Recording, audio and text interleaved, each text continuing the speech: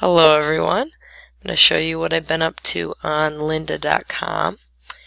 As you can see, this is the home page, and I just started by scrolling and looking at what the headings were, and I think when I saw time management I was like, okay, it's definitely something I'm interested in because I got a lot of stuff going on.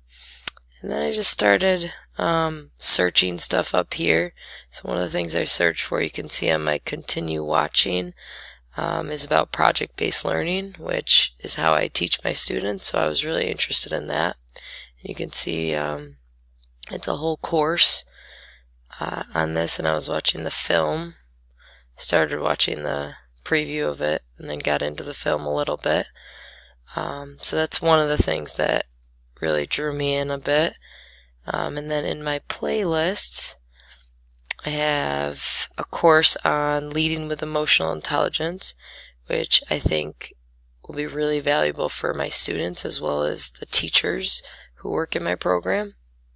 I also have below that cultivating a growth mindset, because that's incredibly important, especially in my math classroom. We do a lot of work with growth mindset, so I thought that could be really helpful for me to look into. As I mentioned, my time management, and then finally the project-based learning one with STEM to STEAM, which I think includes the art. But I really like the video that I started with here, and I'm really interested to keep learning about it. I really haven't gone on this too much, but I noticed that, so I searched for education, or actually no, I went over the library, and there's the education setting right here, the category, and I went under, I'm trying to remember now, I think it was teacher tools. And as I went on here, I realized that they have keywords, but they also have authors.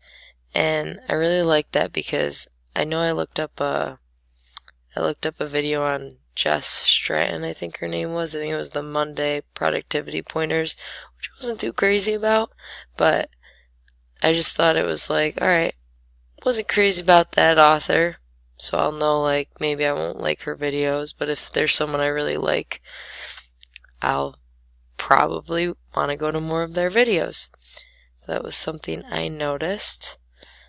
And yeah, that's pretty much all I've done so far, but I'm really interested to keep watching this project-based learning one and learn some of these courses. I never knew this existed, so I'm really excited to learn of it. Thank you.